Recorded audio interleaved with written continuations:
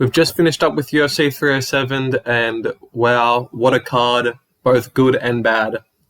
The main event absolutely saved the fucking card.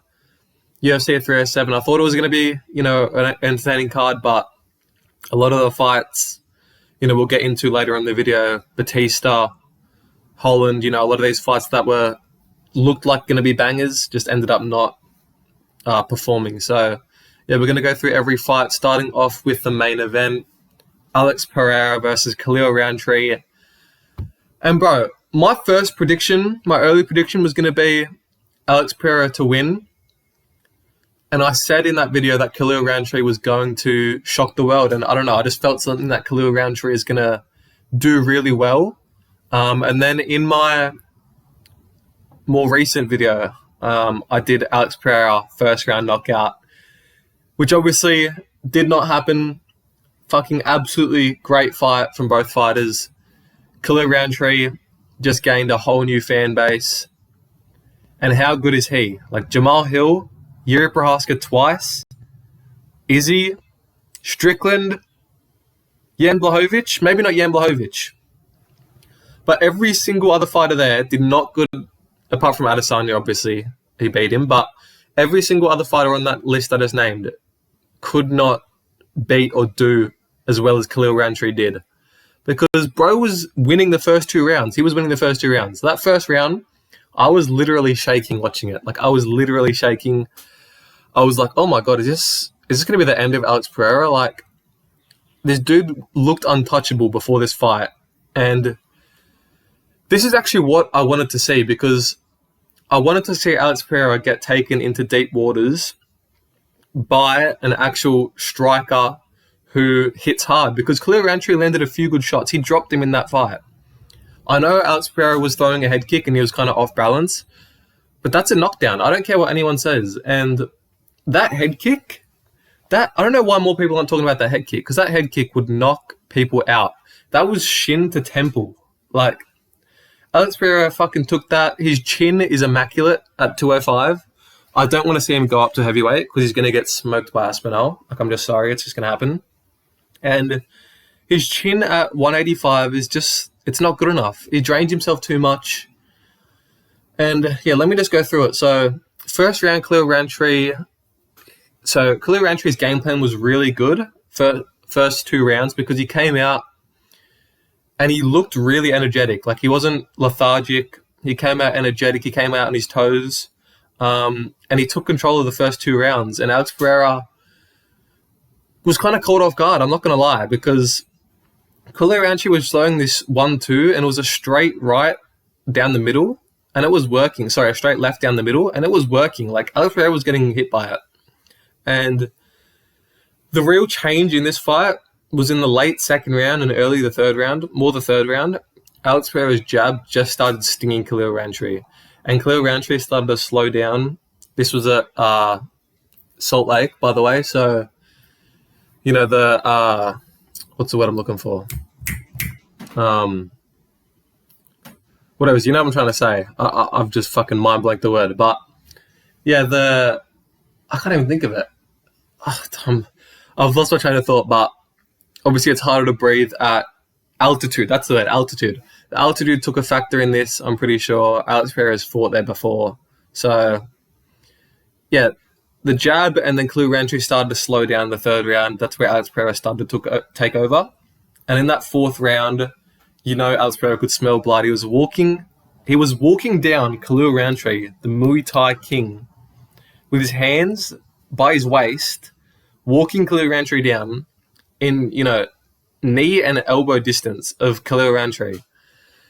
And I mean, bro, like, Alex Pereira's knees up the middle as well were fucking something else. Like, anything this dude throws, it lands. Anything this dude throws. He throws it with such technique, such force, and those body shots. I love that finishing sequence with the body shots, man, because Khalil Rountree he couldn't take any more damage. If you've seen those photos on Twitter, like, bro, the amount of fucking damage this guy took. And Alex Pereira he doesn't even look like he's hitting hard, bro. He's actually got stone hands. This fight saved the card. Fight next. I want Alex Pereira versus the winner of Ankalaev versus Rakic. And for Khalil Roundtree, give him Jamal Hill. Is that not a banger fight? Like, why is Jamal Hill on the fucking sidelines in the crowd yawning after Alex Pereira knocked out Khalil Roundtree like that was a boring fight? Your fight was shit compared to this fight. You got knocked out in the first round and you still have excuses. I just don't want to hear it from Jamal Hill. Khalil Roundtree, Jamal Hill, book it. That'll be a fucking great fight. You know, March, April next year. Give Khalil Roundtree some time to heal. But bro's a fucking animal, man. Like, I'm telling you. Great fight. Save the card. And it's just crazy because we're going to move from the main event to the co-main event. And, bro, this fight. Oh. Actually, and we're going to go as well how well I did. So I'm 1-0 so far. I picked Alex Pereira to win. So 1-0. This fight. I picked Raquel Pennington to win. I don't give a fuck. She won the fight. Damage wins fights.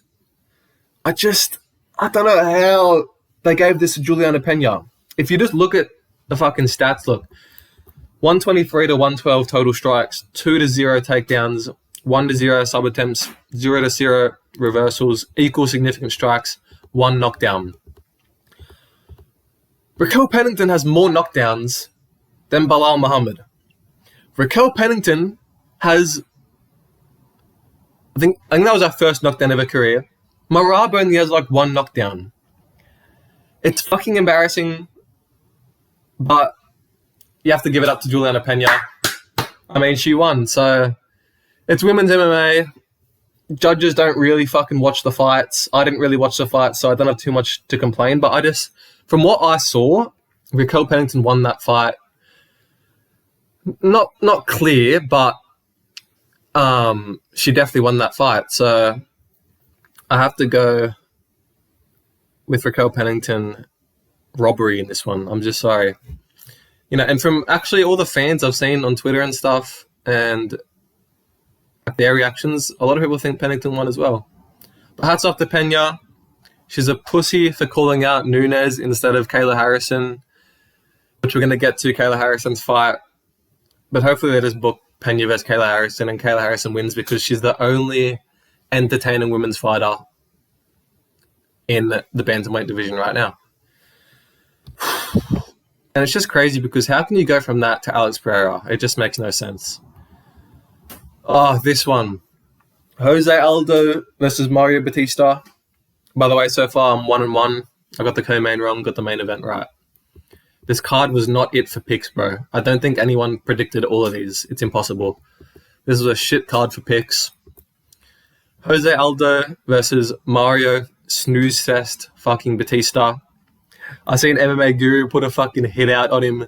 10k to the first person who knocks him out cold in the octagon and 1,000 for every follow-up. Bro, that's actually funny as fuck. If I had money, I'd match that shit. But yeah, this fight, Jose Aldo won. I don't give a fuck. Jose Aldo won this fight. Mario Batista went 0 for 10 on takedown defenses. On takedowns. Jose Aldo's takedown defense is fucking elite. Marab couldn't take him down. Batista couldn't take him down. All Batista was doing was trying to take him down, failing, and then holding off against the fence and just not doing any work. You know, knees to the thighs randomly were the only thing this dude did. Bro didn't try to take his back, didn't try to, at least land up against the fence in the clinch, like an elbow, knees. Didn't even try to work, just tried to hold him against the fence. And Jose Aldo,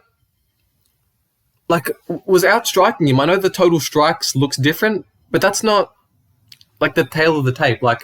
If you watch this fight, you know the strikes that Mario Batista was landing were not significant at all. They were little pity-pat shots. Jose Aldo didn't even look like he got touched after the fight.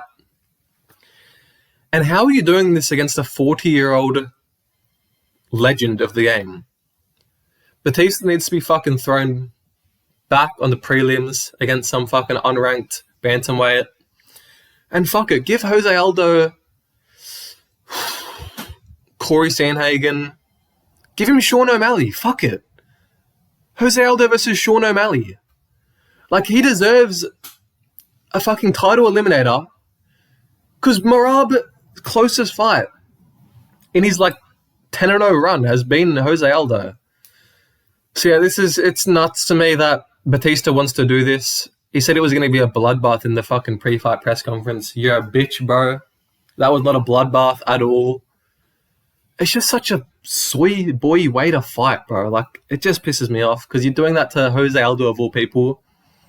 This is your time. Like, if you get put up against a 40-year-old legend of the game, this is where you show out and you get a fucking highlight. Like, when Adesanya fought Anderson Silva, fuck all the respect, bro. I'm going for a highlight finish, jumping knee, head kick, one punch KO. Anything, bro. I'm going for a highlight. That's where you make your name. Fuck it. Play the heel. You want to call it a bloodbath? No, don't do that shit. Say that after. Say that in the post-fight press conference. Say it was a bloodbath. I mauled him. Who's next? These fucking fighters, bro. Negative IQ. I went with Jose Aldo in this one. That's probably why I'm so pissed off. But I was going to say great fight. Not a great fight at all. I'm currently 1-2 on picks. This fight, again, like, these fights had so much promise if you just look at the names. Okay, so I've seen a lot of people saying Kevin Holland quit.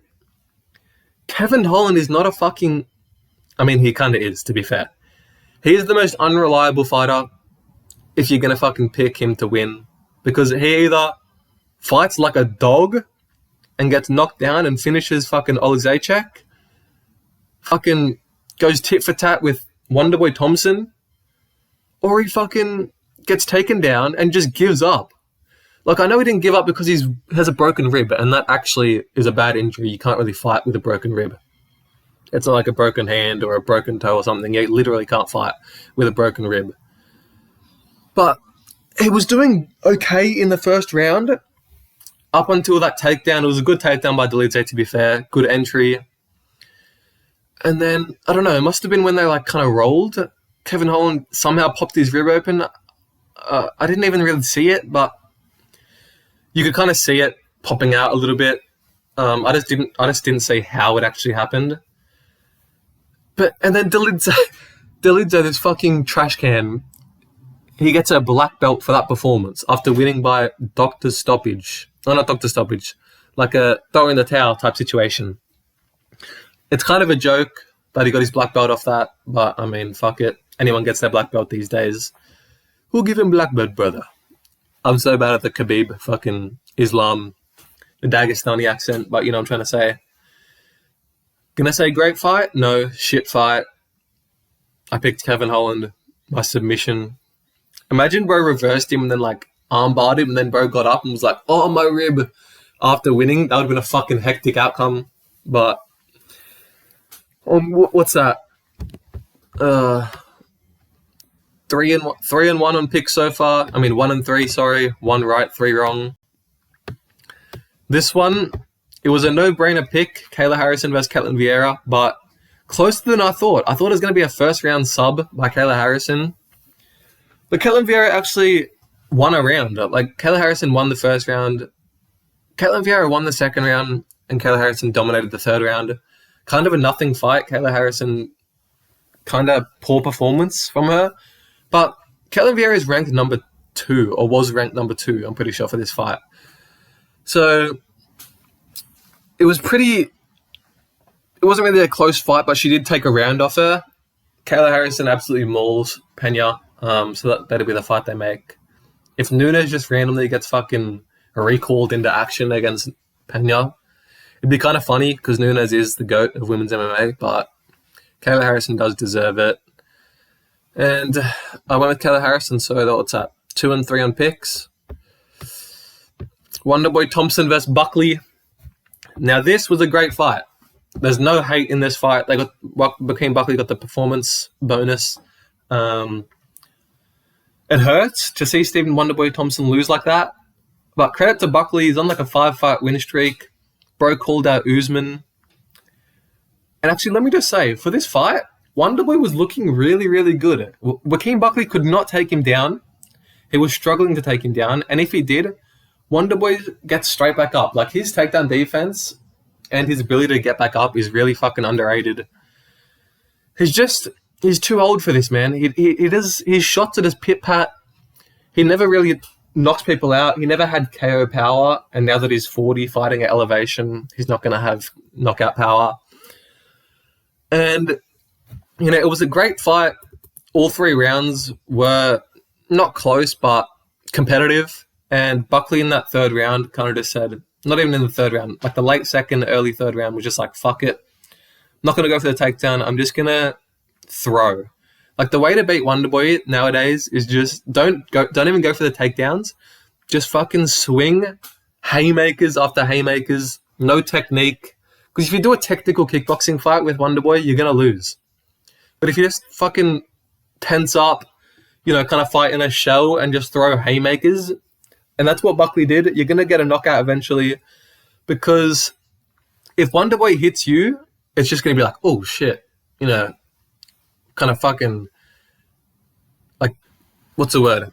Kind of like, doesn't even really phase you. Like, it just hits you and you're like, oh shit.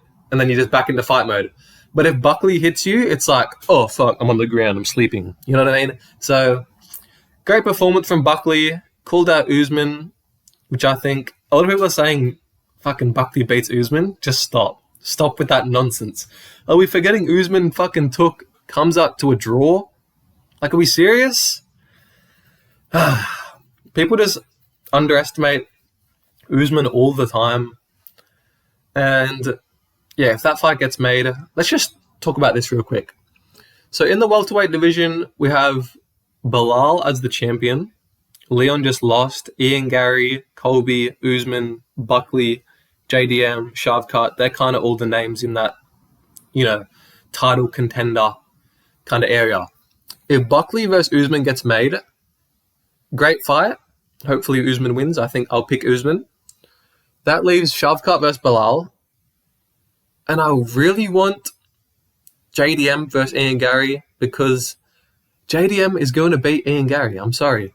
I don't want Ian Gary versus Colby Covington. I know it's going to be a fucking funny press conference, but Ian Gary's going to win that fight. It's just, Colby's, you know, he's not built for this anymore. He's not built for this new upcoming welterweight division. The old heads, Tyron Woodley, old head Usman, like, it's just not the same. George Masvidal. These new up-and-comers, they're not fucking around. Like JDM and Shavkat, they're just coming for the belt. They don't fucking talk in press conferences. They don't do this, don't do that. No social media at all. And yeah, make Ian Gary versus JDM and just fucking get Ian Gary the cuck out of there. I picked Joaquin Buckley, so that's 3-3. So, you know, you're probably thinking, oh, you didn't do that bad, but just wait. Marina Rodriguez versus Yasmin Lucindo. Nothing fight again. I went with Marina Rodriguez because, you know, I try to pick the better fighter. Marina Rodriguez is the more skillful, technical fighter. But you just got to pick the fucking one who looks more like a lesbian. I know MMA Guru says that, but I'm stealing that shit because that makes total sense to me. Every fucking women's fight, actually, let's just see. But then never mind because Raquel Pennington looks more like a lesbian than Pena. So maybe not. Maybe only prelim fights. You just got to pick the lesbian, the one who looks stronger. But I thought Marina Rodriguez would be able to use her offensive wrestling and kind of hold Yasmin Lucindo down. She's better on the feet, I think, than Yasmin. More technical, obviously not more powerful, but more technical. It was a split decision. I feel like there was a lot of decisions that were just... Like Jose Aldo, split... Was that a split decision? Don't you fucking dare tell me that was a unanimous decision. Don't you dare. Don't you dare. Split decision, okay. I thought Jose Aldo won that fight. This one, I wasn't... Like, to be honest, if it's a WMA fight on, I don't really watch it. That's when I kind of get something to eat or drink. But I was watching here and there, like, from the fucking kitchen, like, making something to eat. I was actually cooking up some salmon. It was delicious, by the way. I was eating that during the Kevin Holland fight. Bit of a sidetrack there, but, you know, your boy is fucking eating healthy. Marina Rodriguez versus Lucindo, nothing fight, not much to talk about. Good win for Lucindo, I guess. So that's 3 and 4 on picks. Another one, split decision. Austin Hubbard versus Alexander Hernandez. I would have also gave it to Alexander Hernandez, I'm not going to lie. I picked Austin Hubbard to win this. But it was a really close fight. And I'm surprised Alexander Hernandez didn't get a finish here because I thought, well, after watching the first 2 rounds, he might get a third round late TKO. And he actually has a lot of finishes on his record. But, Austin Hubbard's stuck in there. He's from the, what's it called? The McGregor Chandler. What's it called? McGregor Chandler. I've lost the fucking name of it now. I'm trying to say Ultimate Fighter season. And, maybe they're not all bad. So, credit to Austin Hubbard for sticking in there. But, yeah, I would have gave Hernandez that win as well, even though it was a split decision. I'm now 3 and 5 on picks. Almeida versus Pereira. This was the funniest fuck fight to watch. Cesar Almeida, you are a grub, bro. The amount of eye pokes, there was at least 5 or 6 eye pokes. And that fucking one where he eye poked him, Ehal walked away. The ref was like, no. The refs were on crack tonight, I'm not going to lie. But this ref especially. The ref was like, no.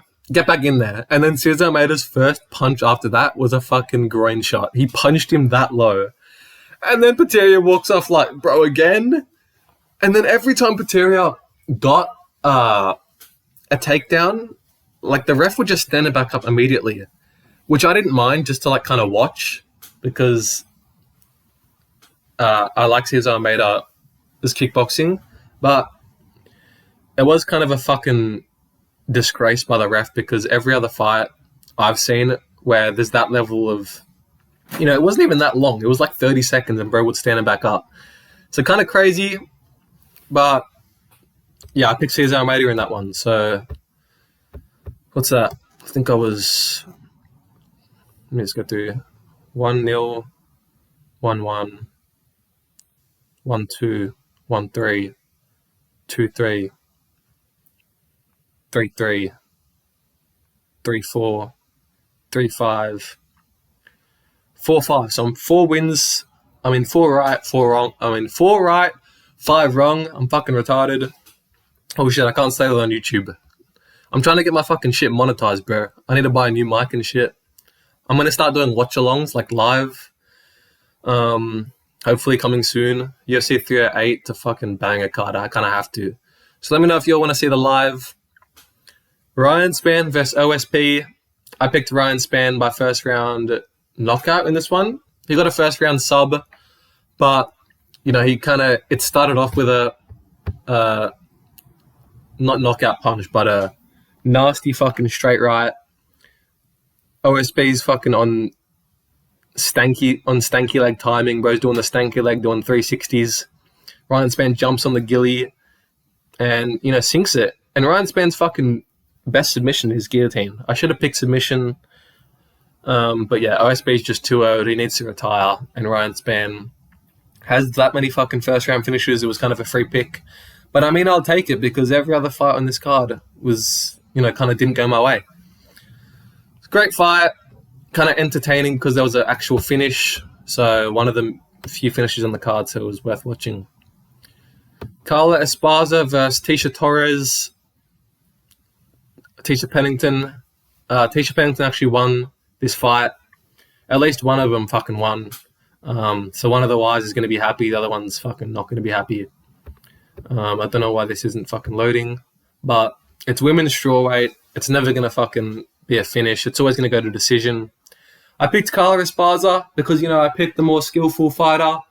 But no, you just picked the lesbian, which makes sense again because she is a lesbian. And I think Carla Esparza's kid was there, so... But then Tisha Pennington also has a kid. No, Carla Esparza definitely is not a lesbian, and that's why she lost. So yeah, best base for women's MMA. Let me just say real quick, the best base for women's MMA is to be a lesbian and to have short hair. And the best base for men's MMA is to come from either alcoholism or being like a deadbeat. And that's why Alex Pereira was so good, because he was an alcoholic who kind of struggled with, paying his fucking shit because he's always drunk, and he's drunk at work, and he works in a tire shop. So yeah, just be either an alcoholic or just be, like even Khalil Roundtree. Bro was 300 pounds. He hated his life, and it's kind of the best base, because after that trauma you've been through, nothing really phases you anymore. So best base for men's MMA, yeah, alcoholic or just be fat or a deadbeat, I guess. So Court McGee, how about all that fucking shit with Guru and Nina? That's the funniest shit, bro. Nina's fucking cancelled for the rest of 2024 and 2025. No one cares about Nina anymore. She fumbled the bag. Guru actually cooked her, bro. Like, that was a fucking bad 40-minute video of straight cookery. And finally, Court McGee versus Tim Means. I picked Tim Means in this one. Great win by Court McGee, I'm not even going to lie. He did train at altitude, which is why I was going to pick him, but I don't know. I just thought Tim Means would be crisper on the feet and, kind of edge out a decision with the first 2 rounds going his way. But great win by Court McGee, I'm not going to lie. 2 old heads, hard to pick, but it was a finish at least. So let's see how we went on actual picks. So 0-1, 0-2, 1-2, 2-2, 2-3, 2-4, 3-4, 4-4, 4-5, 4-6, 4-7, 5-7? Yeah, 5-7, which isn't good at fucking all, but I don't think anyone, like, who picked, okay, everyone picked Alex Pereira, no one picked Pena. Some people picked Batista, most people picked Dolidze. I thought Kevin Holland was going to win that one. Everyone picked Kayla Harrison, everyone picked Buckley. Not that many people picked Yasmin Lucindo. I mean, she was a favourite, but this was the kind of even fight. I picked Hubbard, CJ Almeida. Actually, maybe not, because the odds are kind of all in fucking my favour. So, yeah, maybe not. Maybe I'm just shit at picks, but this was a crazy card for picks. And, yeah, UFC